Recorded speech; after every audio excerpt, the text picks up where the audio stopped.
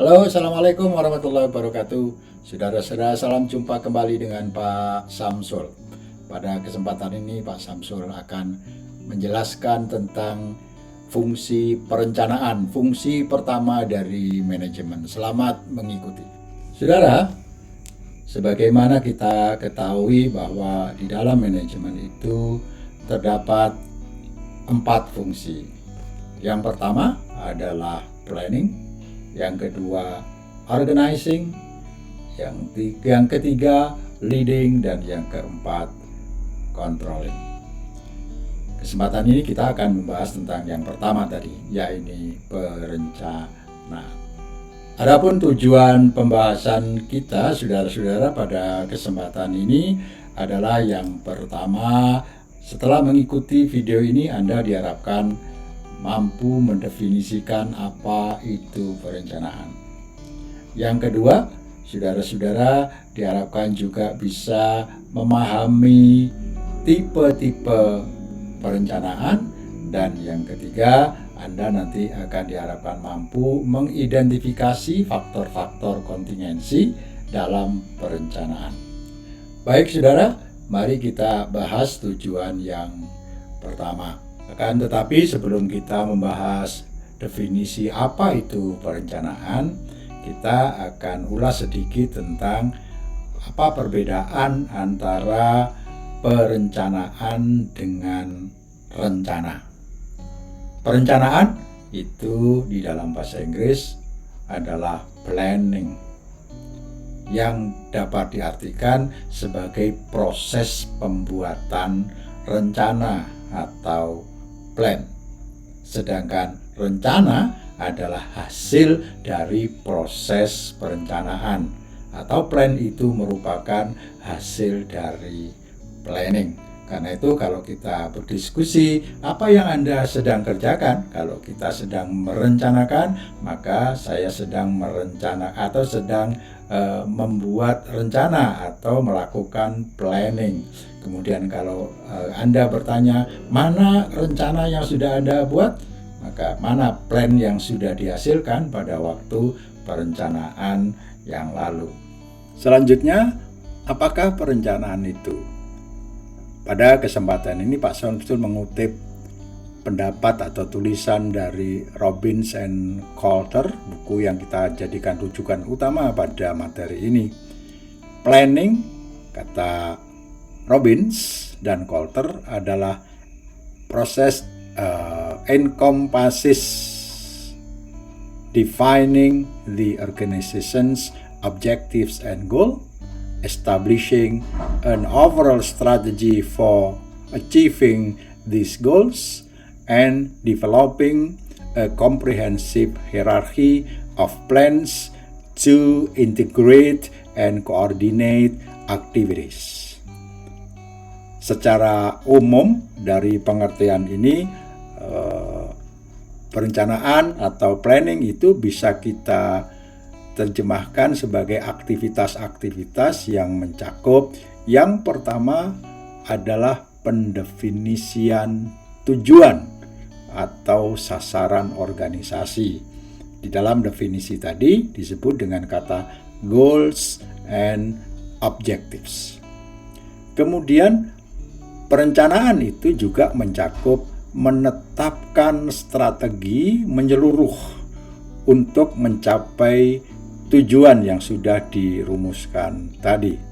Kemudian yang ketiga, perencanaan itu mencakup mengembangkan hierarki rencana yang komprehensif untuk mengintegrasikan dan mengkoordinasikan aktivitas-aktivitas organisasi yang kesemuanya memang dirangkai untuk mencapai tujuan atau sasaran organisasi.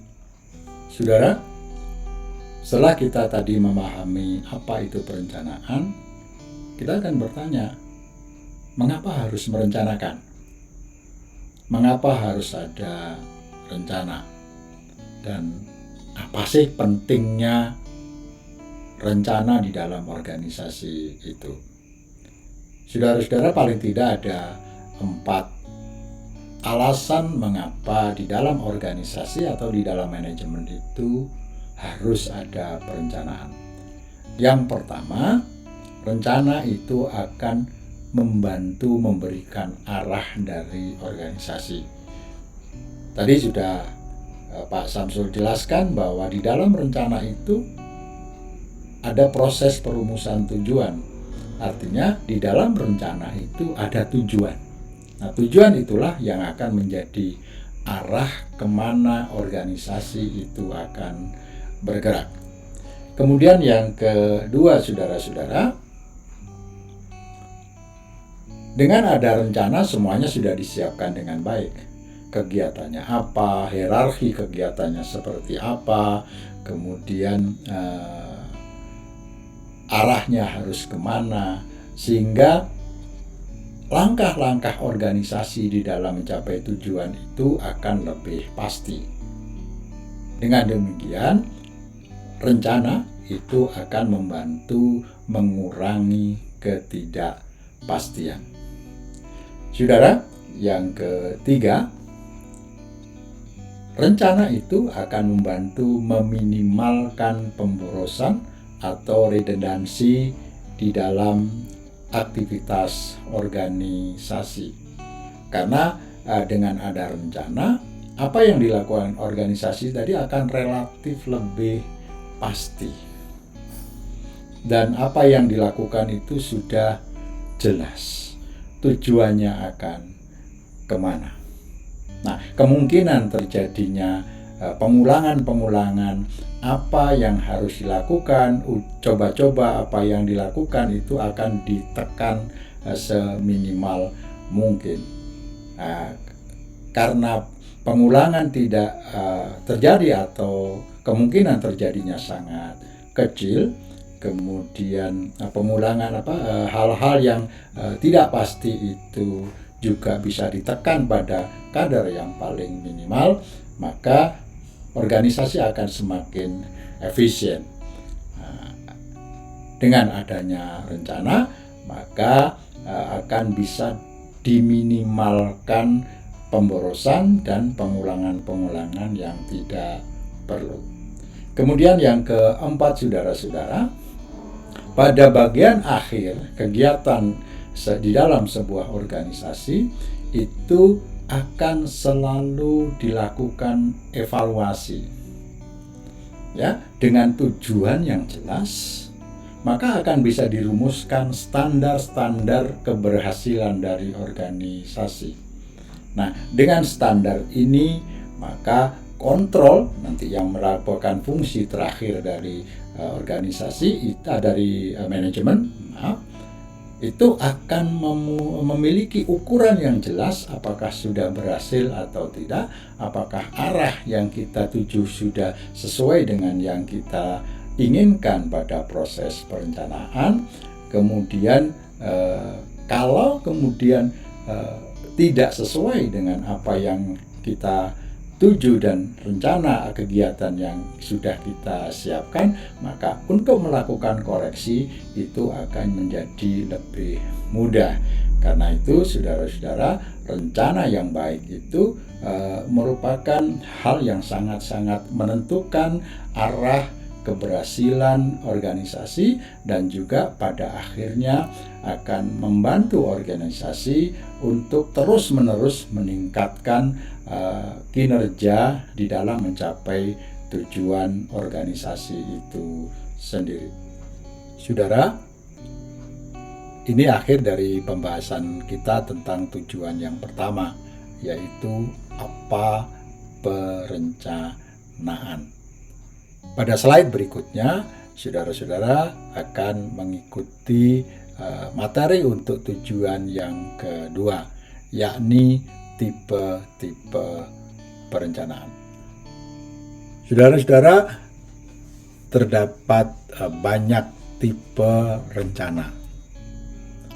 Untuk membedakannya, maka rencana itu, jenis-jenis rencana itu bisa dilihat dari 4 hal. Yang pertama, yakni dilihat dari keluasan atau ruang lingkup atau jangkauan dari rencana yang dibuat itu. Kemudian yang kedua, jenis-jenis rencana itu bisa dilihat dari jangka waktu rencana itu sendiri. Kemudian yang ketiga, dilihat dari spesifitas atau kekhususan dari rencana. Dan yang keempat, dilihat dari frekuensi penggunaan dari rencana itu. Dari sisi keluasan, saudara, rencana itu dibagi menjadi dua, yaitu rencana strategis dan rencana operasional.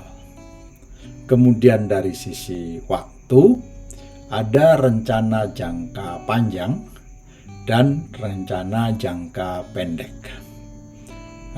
Di organisasi tertentu ada tiga, yakni jangka panjang, rencana jangka menengah, dan rencana jangka pendek.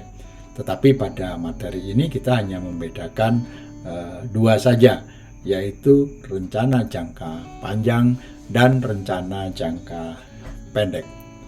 Kemudian kalau dilihat dari kekhususannya, rencana itu ada rencana yang bersifat direksional, yang fungsinya hanya memberikan arah. Tetapi selain rencana yang sifatnya direksional itu, ada rencana yang disebut dengan specific plan atau rencana spesifik. Kemudian tipe perencanaan atau tipe rencana dilihat dari frekuensi penggunaannya. Ada rencana sekali pakai, habis dipakai ya sudah selesai, kemudian tidak dipakai lagi. Tapi ada rencana yang sifatnya tetap atau disebut dengan standing plan, dan prosesnya disebut standing planning. Definisi dari tipe-tipe atau jenis-jenis perencanaan, jenis-jenis rencana itu bisa Pak Samsul jelaskan sebagai berikut. Kelompok tipe yang pertama dari rencana yang dilihat dari cakupannya atau ruang lingkup perencanaan itu ada rencana strategis dan rencana operasional. Apa itu rencana strategis? Rencana strategis adalah sebuah rencana yang berlaku untuk keseluruhan organisasi. Rencana yang menentukan tujuan organisasi secara overall, secara umum. Ya, jadi di dalam rencana strategis itu ada tujuan yang memang tujuan organisasi secara keseluruhan. Misalnya di dalam sebuah perusahaan besar begitu, apa tujuan dari perusahaan itu secara keseluruhan. Kemudian yang berikutnya adalah akan menentukan rencana strategis posisi organisasi itu di dalam lingkungannya, di dalam masyarakatnya, di dalam posisi persaingannya kalau itu di dunia usaha. Kemudian rencana strategis itu adalah rencana yang berjangka panjang, biasanya 5 tahun begitu. Rencana strategis ini biasanya disingkat dengan RENSTRA. Bahasa Inggrisnya disebut dengan strategic plan. Sedang proses perencanaannya disebut dengan strategic planning. Nah, dari rencana yang bersifat strategis itu kemudian dikembangkan rencana yang bersifat operasional, yaitu rencana yang bersifat khusus, detail, rincian dari tujuan umum di dalam organisasi tadi, sehingga nanti di dalam rencana operasional itu ada tujuan, tapi tujuannya merupakan turunan dari tujuan umum, berjangka pendek. Jadi rencana operasional itu ada yang rencana tahunan, ada rencana bulanan, ada rencana mingguan, bahkan ada rencana yang bersifat harian. Yang perlu kita pahami di sini bahwa antara rencana strategis dan rencana operasional itu saling terkait.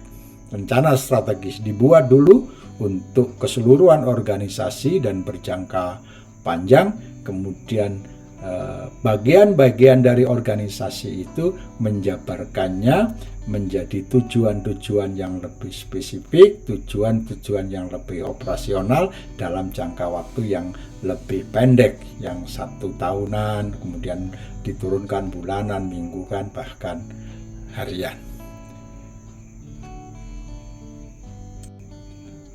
Saudara, selanjutnya mungkin Anda bertanya, di dalam organisasi di mana rencana strategis dan rencana operasional itu disusun. Slide berikut ini akan menjelaskan kaitan antara struktur organisasi yang kita pakai contoh nanti adalah di perusahaan begitu, dan fungsi atau peran utama di dalam menyusun rencana strategis dan rencana operasional. Saudara-saudara, di dalam struktur organisasi umumnya di perusahaan atau industri dibagi menjadi 3 level manajer. Manajer yang paling atas itu biasa kita sebut dengan manajer puncak, atau di dalam organisasi biasa disebut dengan top eksekutif. Bahkan ada yang menyebutnya posisi itu dijabat oleh seorang CEO, Chief Executive Organizer. Kemudian di bagian bawahnya atau di tengah-tengah ada yang disebut dengan manajer tingkat menengah, middle level managers, dan yang paling bawah adalah manajer tingkat pertama, manajer yang paling bawah. Nah, dalam 3 posisi manajerial ini, maka di samping kiri dijelaskan yang warna biru ini menggambarkan peran dan tanggung jawab dalam melaksanakan strategic planning, sedang yang biru muda ini menggambarkan proporsi tanggung jawabnya di dalam membuat rencana operasional. Nah, dari gambar ini kita lihat bahwa semakin tinggi posisi manajerial, maka tanggung jawabnya untuk menyusun rencana strategis itu makin tinggi. Ini tentu memang sangat sesuai dengan posisi, karena top eksekutif ini adalah orang yang bertanggung jawab terhadap keseluruhan organisasi, sehingga dialah yang harus bertanggung jawab menentukan rencana yang berlaku untuk seluruh organisasi yang disebut dengan rencana strategis. Sedangkan yang abu-abu atau biru muda ini merupakan gambar dari rencana operasional.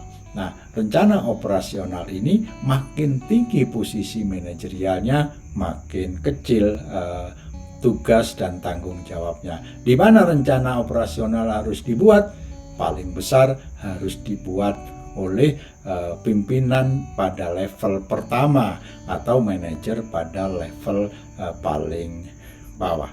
Jadi dari penjelasan ini saudara-saudara dapat kita pahami bahwa rencana operasional itu makin tinggi posisi seseorang maka tanggung jawabnya makin kecil, sedangkan rencana strategis itu makin tinggi posisi manajer maka tanggung jawabnya semakin besar. Saudara-saudara, tipe perencanaan berikutnya ditinjau dari segi waktu. Ada 2 rencana yang dihasilkan, yaitu rencana jangka panjang dan rencana jangka pendek. Apa itu rencana jangka panjang? Yaitu rencana yang berlaku atau berjangka dalam waktu 3 tahun atau lebih. Ya, bahkan tadi di awal kita sebutkan bisa berjangka 5 tahun. Kemudian rencana jangka pendek itu adalah rencana yang dibuat dalam waktu 1 tahun atau kurang. Tadi di awal juga sudah kita jelaskan, rencana operasional itu rencana jangka pendek kalau begitu, karena dia umumnya berusia atau berlaku selama 1 tahun atau kurang. Saudara, tipe rencana yang berikutnya adalah tipe rencana direksional dan rencana spesifik. Rencana direksional itu rencana yang bersifat fleksibel. Dia fungsinya hanya menentukan arah dari organisasi atau tujuan dari organisasi itu.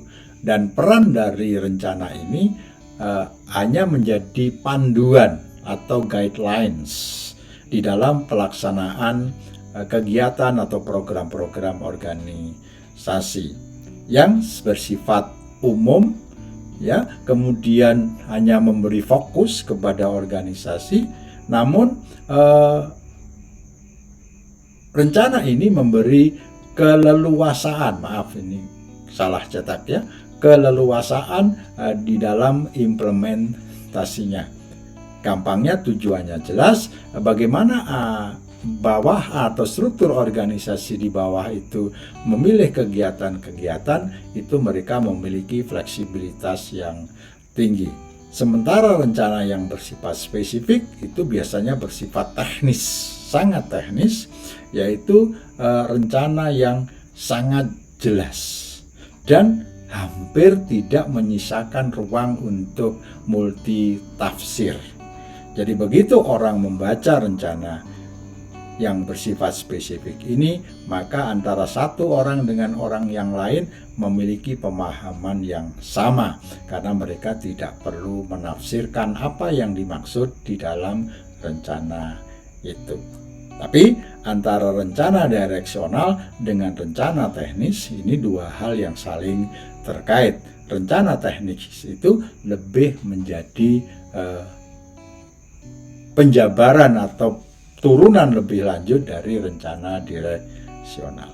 Saudara-saudara, tipe rencana berikutnya adalah tipe rencana yang berkaitan dengan frekuensi penggunaannya. Saudara-saudara, tadi sudah kita pahami bersama bahwa dilihat dari frekuensi penggunaannya, rencana itu ada dua, yakni rencana sekali pakai dan rencana tetap. Nah, rencana sekali pakai ini adalah rencana yang bersifat khusus dan didesain untuk memenuhi kebutuhan dari situasi yang bersifat unik, dan dia hanya dipakai sekali.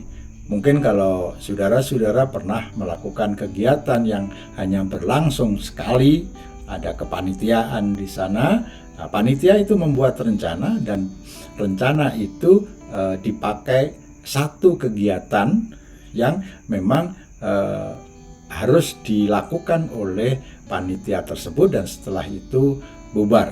Itu disebut dengan rencana sekali pakai.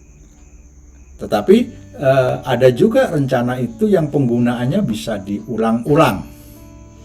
Jadi mungkin ada, kalau di sekolah itu ada guru membuat rencana, mungkin rencana pelaksanaan pembelajaran atau RPP, itu dibuat sekali, mungkin tiap semester diulang, dipakai lagi. Tetapi sebenarnya itu tidak bagus, karena sebaiknya rencana itu boleh diulang, tetapi tidak hanya mengulangi begitu saja, tetapi harus melakukan revisi, memperbaiki, sehingga makin hari kegiatan itu makin baik. Nah, upaya makin baik itu tentu harus diawali dengan rencana yang baik. Jadi rencana tetap itu disebut dengan rencana yang bersifat ongoing untuk memberikan panduan yang bersifat guidelines pada kegiatan yang dilaksanakan secara berulang. Saudara-saudara, demikianlah penjelasan tentang tipe-tipe perencanaan atau tipe-tipe rencana. Selanjutnya kita akan membahas materi untuk tujuan yang ketiga, yakni faktor-faktor kontingensi dari perencanaan. Saudara,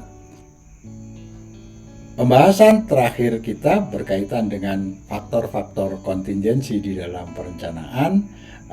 Kita akan bahas 3 hal. Yang pertama, saudara-saudara, yakni apa yang disebut dengan level organisasi. Seperti tadi Pak Samsul jelaskan bahwa setiap level organisasi itu punya tanggung jawab yang berbeda berkaitan dengan proses perencanaan, terutama yang berkaitan dengan perencanaan strategis dan perencanaan operasional. Nah, makin tinggi posisi manajer, peran perencanaannya semakin strategis. Jadi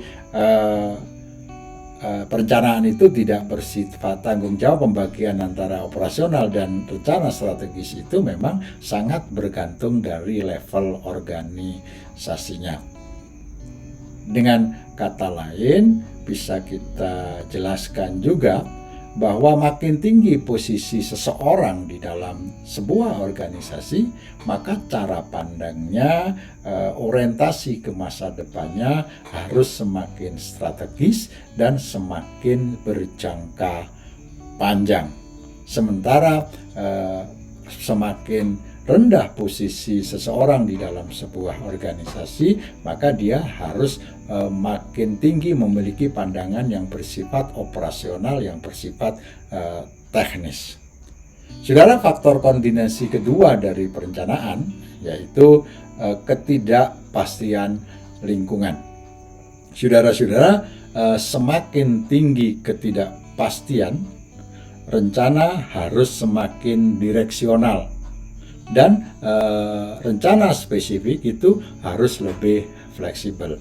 Tadi kita sampaikan kalau semua dibuat terlalu detail dan terlalu teknis, saudara-saudara, maka ketika ketemu situasi yang berubah, ya, dan tidak sesuai dengan apa yang diantisipasi atau diprediksi pada saat membuat perencanaan, maka dapat dipastikan akan sulit rencana itu dieksekusi atau dilaksanakan. Karena itu kalau situasi semakin tidak pasti, lingkungan yang semakin tidak pasti, maka lebih sangat dianjurkan untuk membuat rencana yang sifatnya hanya guideline atau direksional atau yang bersifat strategis. Sedang yang operasional dibuat tetapi juga harus menjadi lebih lebih fleksibel gitu. Kemudian faktor yang ketiga untuk yang menentukan rencana itu seperti apa, yaitu jangkauan komitmen masa depan. Saudara-saudara, dari waktu ke waktu tidak tertutup kemungkinan bahwa di dalam organisasi itu akan terjadi pergantian pemimpin, pergantian manajer, pergantian staf, dan seterusnya. Tentu kalau rencana itu dibuat terlalu panjang, maka akan sulit menjaga konsistensi dari rencana itu, saudara-saudara. Nah, kesulitan untuk melakukan perencanaan itu tentu akan membuat juga organisasi tidak bisa berjalan dengan efektif. Oleh karena itu, saudara-saudara, sangat dianjurkan bahwa membuat rencana itu tidak harus terlalu panjang, tetapi juga jangan terlalu pendek. Jadi rencana itu harus memiliki jangkauan yang cukup jauh, tetapi perlu dipertimbangkan bahwa bagaimana komitmen terhadap pembuatan rencana yang sudah dibuat itu tetap terjaga. Terutama pada saat pergantian kondisi, pergantian pemimpin.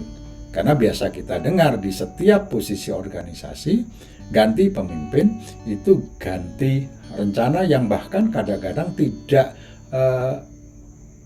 memiliki sambungan yang kuat dengan pemimpin sebelumnya, dan ini akan membuat jalannya organisasi sedikit terganggu atau mengalami goyangan di dalam organisasi itu. Akan tetapi tidak dilarang bahwa setiap pemimpin ganti kemudian membuat sesuatu yang lebih baru, justru itu dianjurkan. Akan tetapi setiap organisasi, setiap perusahaan, setiap sekolah tentu memiliki misi, memiliki visi jangka panjang yang itu dikehendaki oleh para pemilik dari organisasi itu, dari perusahaan itu. Nah, komitmen terhadap visi, nilai, dan misi ini harus tetap terjaga siapapun pemimpinnya, kecuali kalau memang penyelenggara atau pemilik organisasi atau perusahaan itu memang menghendaki hal-hal yang lain. Jadi faktor kontingensi ketiga dari sebuah organisasi itu bagaimana orang atau orang-orang di dalam organisasi itu memiliki komitmen yang kuat terhadap perencanaan yang telah dibuat itu. Dan tentu anjurannya tadi sudah dijelaskan, rencana itu sebaiknya tidak terlalu panjang tetapi juga tidak terlalu pendek. Saya kira demikian saudara-saudara penjelasan Pak Samsul pada materi ini. Dapat saya simpulkan bahwa di dalam perencanaan itu ada hal yang perlu kita pahami. Yang pertama, apa itu perencanaan? Tadi di awal sudah dijelaskan. Kemudian yang kedua, mengapa harus ada perencanaan? Yang ketiga, apa itu tipe-tipe perencanaan? Dan yang keempat adalah hal-hal apa sebenarnya yang menentukan ragam dan jenis perencanaan itu harus diterapkan di dalam sebuah organisasi. Saudara-saudara, demikian penjelasan dari Pak Samsul tentang perencanaan. Masih banyak materi yang harus kita dalam tentang perencanaan ini, maka ikuti video yang lain dari Pak Samsul, terutama tentang proses pengambilan keputusan dan pembuatan rencana strategis. Mudah-mudahan saudara sudah bisa menangkap apa yang Pak Samsul jelaskan dan tujuan-tujuan yang disampaikan di awal materi ini bisa Anda capai. Terima kasih atas perhatian Anda. Assalamualaikum warahmatullahi wabarakatuh.